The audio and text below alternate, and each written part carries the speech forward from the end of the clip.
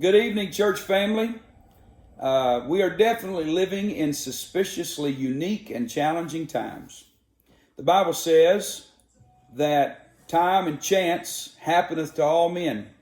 And as time and chance would have it, it's possible that I have come in contact with or been exposed to this COVID-19 virus. A friend of mine that I was with this week was with a friend of theirs who knew they had been tested positive, but yet very selfishly and irresponsibly went out and was rubbing shoulders with people and eating at restaurants and so forth. And my friend didn't know that they were positive. And so they went over and was talking to them. And after about a 15-minute conversation, they told him, I'm waiting on the second test to come in because I may be negative now, but well, the second test came in and they were still positive. So now they have spread all of that they were positive for. And so it has now been brought to me and in my world by being in contact with my friend. So because they had to go to the hospital for another issue, and upon all the questions that they asked, discovered this, they tested them. And of course, we don't have the results of that test back.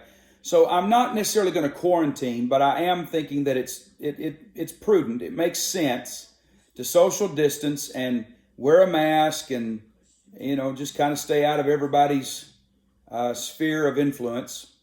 So I'm just letting you know that this is the situation.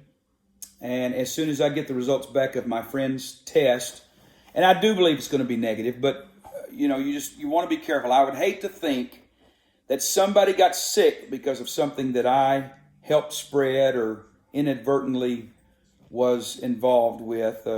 So what we're going to do for this weekend and at least Wednesday night, we are going to be doing online church,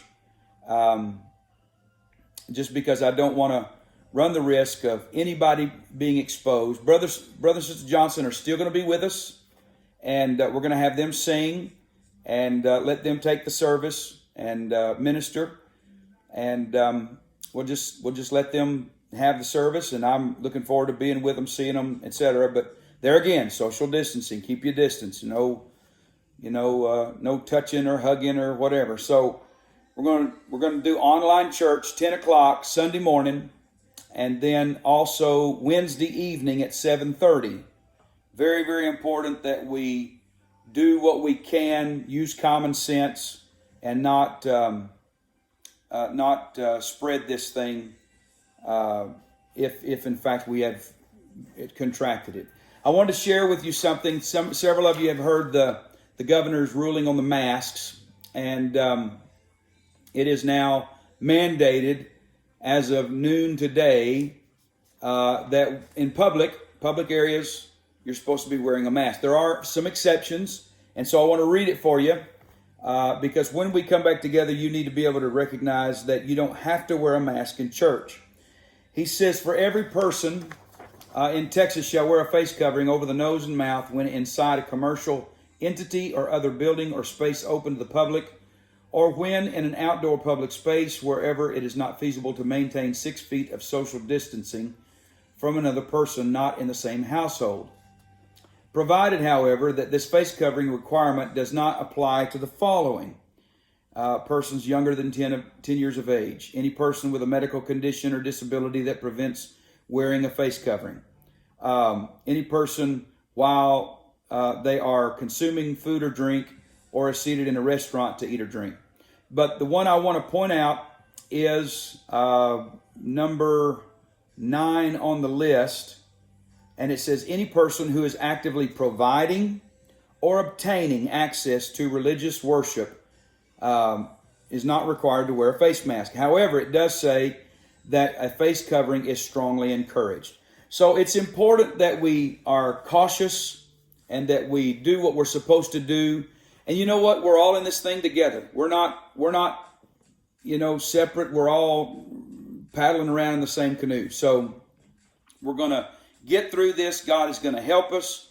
But in the meantime, let's go back to online church this Sunday morning and then Wednesday night. And we will see where, if we get the test results back, we'll do whatever we need to do from that point forward. But at this point, this is the decision that we feel is wise and necessary. So God bless you. Have a good evening. We love you. Have a safe 4th of July and enjoy your family time. And we will see you soon. Lord bless. Have a good evening.